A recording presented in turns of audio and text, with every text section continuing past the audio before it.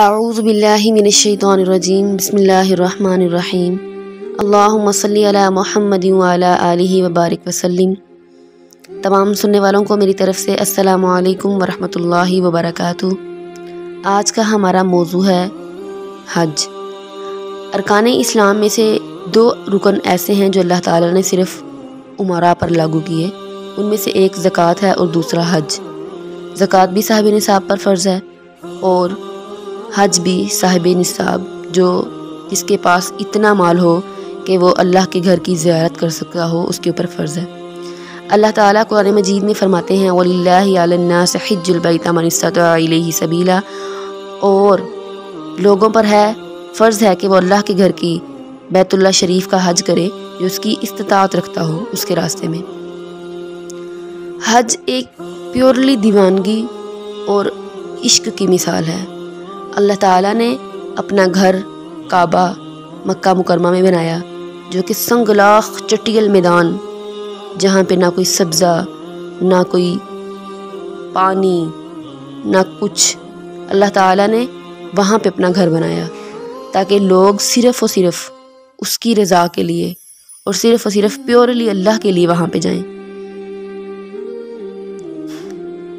اللہ تعالیٰ نے اپنا گھر کعبہ میں بنایا جہاں پہ نہ کوئی پانی، نہ سبزہ، چٹیل میدان، سنگلاخ وادیاں، صرف اس لیے کہ جو آئے وہاں اخلاص سے آئے، جو آئے وہاں طلب الہیہ سے آئے، اللہ کو طلب کرنے آئے، اللہ کو مانگنے آئے، اللہ کے عشق سے آئے۔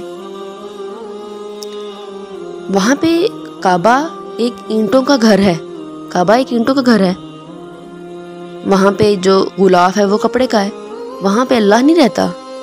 وہ اللہ تعالیٰ نے اس جگہ کو ایسی شان عطا فرمائی ہے، اس جگہ کو ایسی شان، کعبہ اینٹوں پہ ابراہیم علیہ السلام نے جب بنایا، اینٹوں کو عمارت اکٹھی کی اور اس کے اوپر غلاف اب چڑھایا جاتا ہے، تو وہ ایک جگہ ہے جس کے اوپر آسمان سے لے کے وہاں تک ایک انوار الہیہ ہے، اور وہ جگہ منسوب ہے اللہ سے۔ ہم اس لیے وہاں پہ جاتے ہیں کہ وہاں پہ اللہ ملتا ہے، وہاں پہ اللہ کی نسبت ہے کہ اللہ نے کہا کہ وہ میرا گھر ہے۔ اللہ تعالیٰ نے اپنا گھر کعبہ کو کہا مکہ مکرمہ میں جو ہے، تو وہ ایک نسبت ہے جو ہمیں اللہ سے جوڑتی ہے۔ اللہ تعالیٰ نے قرآن مجید میں ایک جگہ اور ارشاد فرمایا ان اول بیت وضع للناس ببکۃ مبارکا وہدی للناس، کہ اللہ تعالیٰ نے جو خانہ کعبہ، اس کے اندر ہدی للناس کا لفظ ہے کہ اللہ تعالیٰ نے ہدایت دینے کے لیے لوگوں کو۔ اب کعبہ کیسے ہدایت دیتا ہے؟ کیا وہاں پہ کوئی خطبات ہوتے ہیں؟ کیا وہاں پہ واعظ و نصیحت ہوتی ہے؟ نہیں۔ اللہ تعالیٰ نے وہاں پہ کچھ چیزیں ایسی ہوتی ہیں جو ہمیں بغیر بولے اپنا تعارف کرواتی ہیں۔ کبھی دیکھا ہے ہم کبھی سڑک پہ جا رہے ہوں، کبھی جب اشارہ لگا ہوا ہوتا ہے تو ہمیں پتہ لگ جاتا ہے، ریڈ بتی جلتی ہے ہمیں پتہ لگ جاتا ہے یہاں پہ رکنا ہے، اور گرین بتی جلتی ہے تو ہمیں پتہ لگ جاتا ہے یہاں پہ چلنا ہے۔ تو وہ ہمیں کسی نے بول کے نہیں بتایا کہ تم چلو یا تم رک جاؤ، بلکہ وہ چیزیں خود بولتی ہیں۔ ایسے ہی کعبہ بولتا ہے، ایسے ہی اللہ تعالیٰ نے کعبے کے اندر ہدایت رکھی ہے۔ کعبہ تو صرف اینٹوں اور غلاف کا نام ہے، اللہ تعالیٰ نے اس جگہ کو برکت والا بنایا ہے۔ یہ اینٹیں، یہ غلاف اگر ہم کہیں اور لگا دیں کہ ہم صرف منہ کی نماز پڑھیں گے، نہیں، کعبہ تو وہی رہے گا، وہ جگہ رہے گی، وہ نسبت ہے جو اللہ کی وہاں سے ہے اور جو ہمیں اس سے جوڑتی ہے۔ اللہ تعالیٰ نے اس کے لیے ہدایت کے دروازے کھول دے گا جو کعبہ کا حج کرتا ہے۔ نبی کریم صلی اللہ علیہ وآلہ وسلم نے فرمایا جو شخص گھر میں بیٹھ کے ایک نماز پڑھتا ہے نا، اس کو ایک نماز کا ثواب ملتا ہے، اور وہی شخص اگر وہی نماز لا کے مسجد میں پڑھے گا تو اللہ تعالیٰ اس کو 27 نمازوں کا ثواب دے گا، اور وہی شخص اگر وہی نماز میری مسجد نبوی، نبی نے فرمایا جو میری مسجد نبوی میں پڑھے گا اللہ تعالیٰ اس کو 50,000 نمازوں کا ثواب دے گا، اور وہی نماز اگر انسان بیت اللہ میں پڑھتا ہے تو اللہ تعالیٰ اس کو 1,00,000 نمازوں کا ثواب دیتا ہے۔ تو یہ نسبت ہے جو ہمیں اس سے جوڑتی ہے، جو کعبہ کو اللہ سے، جو کعبہ کی اللہ سے ہے اور جو ہمیں اللہ سے جوڑتی ہے۔ اللہ تعالیٰ نے، نبی کریم صلی اللہ علیہ وآلہ وسلم نے فرمایا کہ اللہ تعالیٰ کا خانہ کعبہ کی یہ فضیلت ہے کہ اللہ تعالیٰ روز اس کے اوپر 120 رحمتوں کا نزول فرماتے ہیں۔ صحابہ کرام نے کہا وہ کیسے، وہ کب، فجر، ظہر، عصر کب ہوتی ہے وہ؟ تو نبی کریم صلی اللہ علیہ وسلم نے ارشاد فرمایا 60 رحمتیں تو ایسی ہیں جو اللہ تعالیٰ طواف کرنے والوں پر نازل فرماتا ہے، جو صرف طواف کرنے والوں پر برستی ہیں، اور 40 اس پر جو حرم شریف میں نماز پڑھتا ہے، اور باقی جو خالی بیٹھ کے کعبہ کو دیکھتا رہے، صرف دیکھ لے، اللہ تعالیٰ اس کو بھی خالی ہاتھ نہیں لوٹاتے، اس کو بھی 20 رحمتوں سے نواز دیتے ہیں۔ اور جس کو اللہ کی رحمت مل جائے اس کو اور کیا چاہیے۔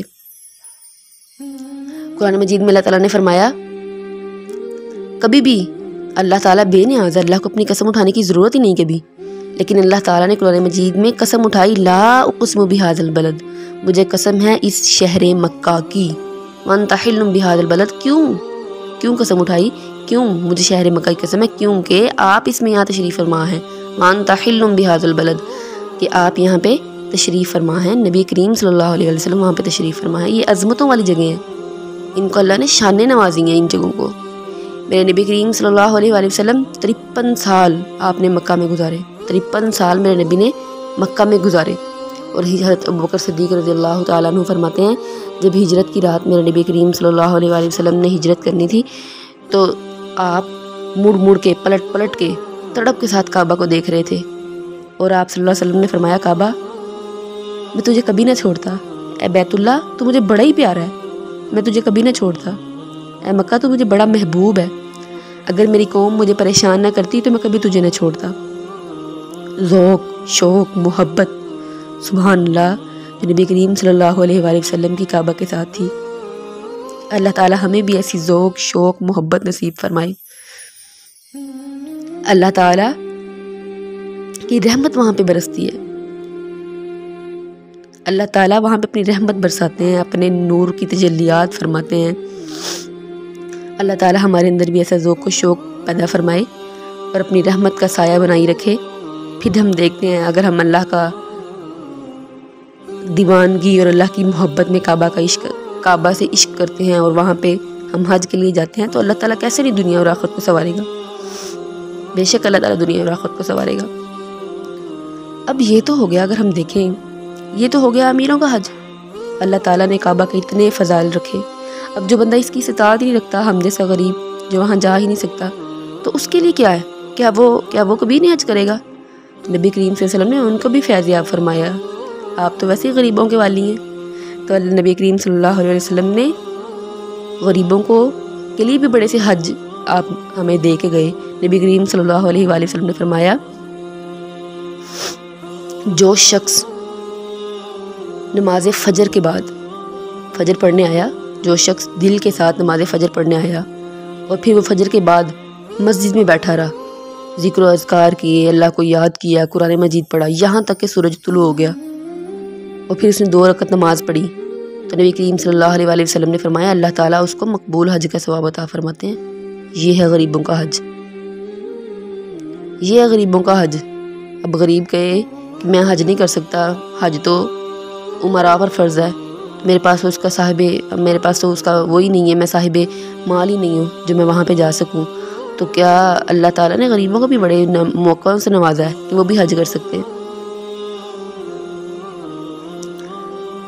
نبی کریم صلی اللہ علیہ وسلم نے ایک اور جگہ فرمایا کہ جو شخص نے 2 رکعتیں اشراق اور 2 رکعتیں چاشت پڑھ لی نا، اللہ تعالیٰ اس کو 2 حج اور 2 عمروں کا ثواب عطا فرمائیں گے، سبحان اللہ۔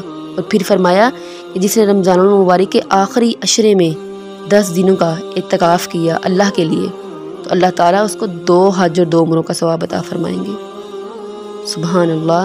اللہ تعالیٰ نے غریبوں کے لیے بھی بڑے حج رکھے ہیں، مال نہ ہو تو بھی ہم حج کر سکتے ہیں، تو بھی اللہ تعالیٰ ہمارے لیے حج کا ثواب لکھ سکتے ہیں۔ بے شک وہاں جانا، وہاں کی تڑپ، کعبہ کو دیکھنا، اس کا شوق، اس کا ذوق، اس کی محبت، وہ بھی اللہ تعالیٰ اگر تڑپ ہے تو ہمیں کبھی نہ کبھی انشاءاللہ ضرور بلائے گا، ہماری حاضری وہاں پہ لکھی ہوگی تو ہمیں ضرور بلائے گا۔ لیکن اگر ہم وہ نہیں کر سکتے تو اللہ تعالیٰ نے اور ہمیں بڑے سے مواقع عطا کیے ہیں، اللہ تعالیٰ نے اور بڑے سے مواقع عطا کیے ہیں ہمیں کہ تم یہاں سے بھی حج کر سکتے ہو، اگر تم یہ کام کرو گے تو بھی تمہیں حج اتنا ثواب ملے گا۔ حضرت عبداللہ بن مسعود فرماتے ہیں میں نبی کریم صلی اللہ علیہ وسلم کی خدمت اقدس میں حاضر ہوا اور میں نے کہا یا رسول اللہ کوئی ایسا عمل بتائیں جو تھوڑا ہو لیکن اس کا ثواب بڑا زیادہ ہو، تو آپ نے فرمایا کسی عالم کی خدمت کر لیا کر، کوئی دین بتانے والا اس کو کھانا کھلا دیا کر، اس کو کپڑے پہنا دیا کر، اللہ تعالیٰ تجھے 70 حجوں کا ثواب عطا فرمائیں گے، سبحان اللہ، سبحان اللہ۔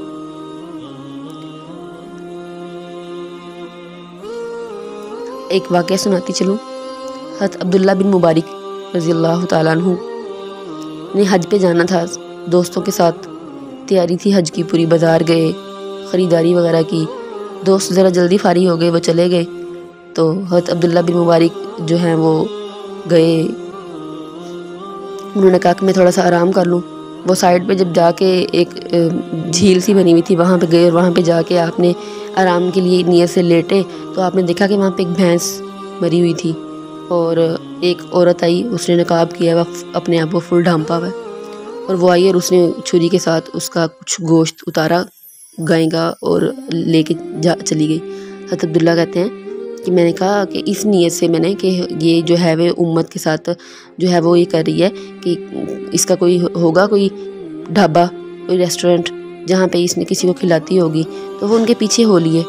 وہ دیکھا انہوں نے، وہ گئی، اور جب وہ دیکھا وہ اپنے گھر میں گئی، ان کے پیچھے پیچھے عبداللہ مبارک پیچھے پیچھے وہ گئی، اس نے دروازہ کھٹکھٹایا، حضرت عبداللہ بن مبارک ذرا سائڈ پہ ہو گئے، تو اس کی بیٹیاں آئیں تو انہوں نے ماں سے پوچھا ماں کیا کچھ لائی ہے؟ تو اس نے کہا کہ بیٹا کچھ نہیں ملا، یہ ایک مردہ گائے کا گوشت لے کے آئی ہوں، اللہ تعالیٰ نے کہا ہے کہ جب تمہیں جان کا خوف ہو تو تم مردار کھا کے اپنی زندگی بچا لو، تو چلو تم اسی کو پکا لو، کھا لو، صدقہ خیرات ہم کھا نہیں سکتے، ہم سید زادی ہیں، تو چلو یہی پکا کے کھا لو۔ حضرت عبداللہ مبارک نے جب یہ سنا تو آپ کے رونگٹے کھڑے ہو گئے۔ وہ حج کی پوری تیاری پہ تھے، ان کے پاس 300 دینار تھے، تیاری انہوں نے ساری کر لی ہوئی تھی حج کی۔ تھوڑی دیر بعد انہوں نے دروازہ کھٹکھٹایا اور وہ عورت نے پوچھا کون؟ تو انہوں نے بولا میں عبداللہ بن مبارک، دروازہ کھولو۔ انہوں نے اپنا تعارف کروایا کہ میں فلاں فلاں ہوں، تو انہوں نے کہا اچھا آ جاؤ۔ انہوں نے بلایا تو حضرت عبداللہ بن مبارک نے جو 300 دینار آپ کے پاس تھے وہ اس عورت کو دیے، تو اس نے کہا نہیں میں نے نہیں لینے۔ عبداللہ بن مبارک نے پاؤں پکڑ کے ان کو وہاں پہ دیے اور خود گھر آ گئے۔ اب گھر آئے تو دوستوں نے پوچھا جب جانے کا ٹائم آیا حج کا، تو عبداللہ انہوں نے کہا چلو حج پہ چلیں، تو عبداللہ بن مبارک کہتے ہیں نہیں میں نے نہیں جانا، تو دوست ہنسنے لگ گئے۔ انہوں نے کہا اچھا چلو ارادہ چینج ہو گیا ہوگا، تو لوگ قافلے حج پہ چلے گئے۔ عبداللہ بن مبارک تڑپ بڑی تھی، انہوں نے اپنی زندگی میں 61 حج کیے، تڑپ بڑی تھی تو بڑا روتے تھے، سوچتے تھے پیچھے سے کہ آج حاجی فلاں جگہ طواف کر رہے ہوں گے، آج حاجی فلاں جگہ یہ کر رہے ہوں گے، سارا جو ان کے ذہن میں جو حج کا وہ تھا وہ چلتا تھا ساتھ ساتھ کہ آج یہ ہو رہا ہوگا، آج یہ ہو رہا ہوگا۔ اب جب حاجی واپس آئے تو سب سے پہلے دروازہ دستک ہوئی، انہوں نے دروازہ کھولا، ان کے دوست آئے، انہوں نے کہا یار یہ تو نے کیا کیا ہے؟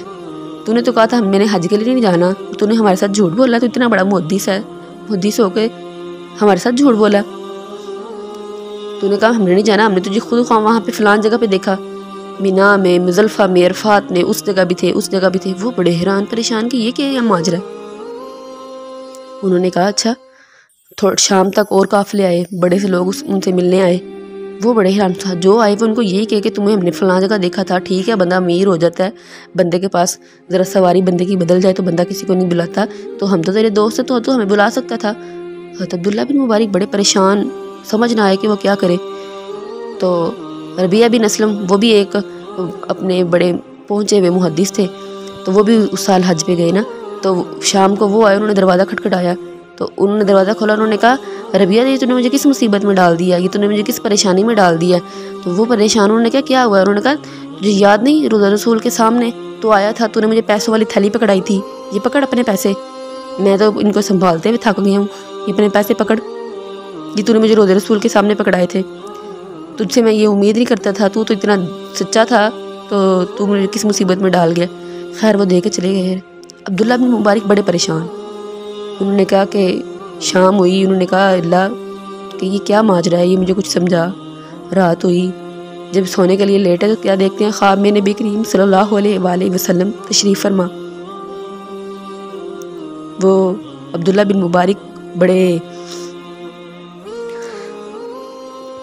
جوش، انہوں نے اللہ تعالی نبی کریم صلی اللہ علیہ وآلہ وسلم کا زیارت کی۔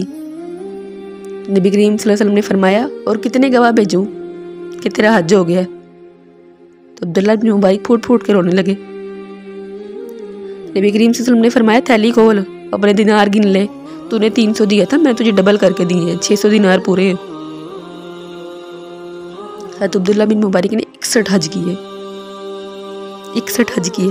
نبی کریم صلی اللہ علیہ وآلہ وسلم نے ان کو فرمایا کہ تیرے نام کا اللہ تعالیٰ نے ایک ایسا فرشتہ بنا دیا جو قیامت تک تیری طرف سے حج اور عمرہ کرتا رہے گا۔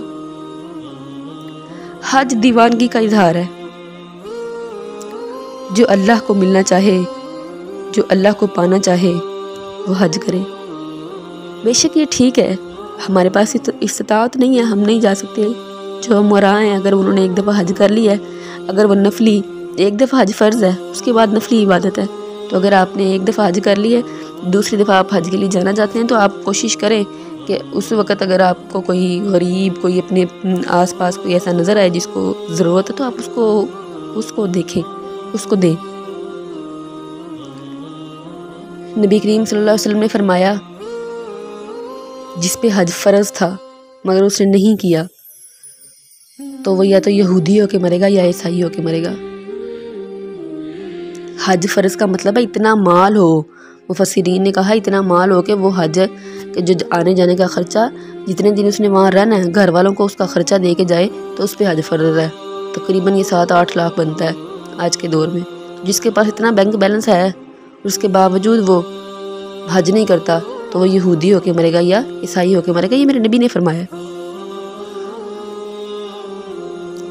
اللہ تعالی ہمیں اپنا عشق نوازے، کعبہ کا عشق نوازے، محبت عربی کا عشق نوازے۔ اللہ تعالی ہمیں پکا اور سچا مسلمان بنائے، ہمیں عاشق رسول بنائے۔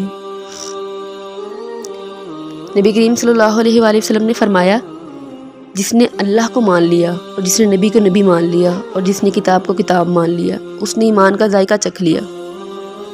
اسلام کا بھی ذائقہ ہوتا ہے، ہاں جی اسلام کا بھی ذائقہ ہوتا ہے، اور یہ وہی جانتا ہے جس کو محبت ہے اس سے، جس کو اللہ سے محبت ہے،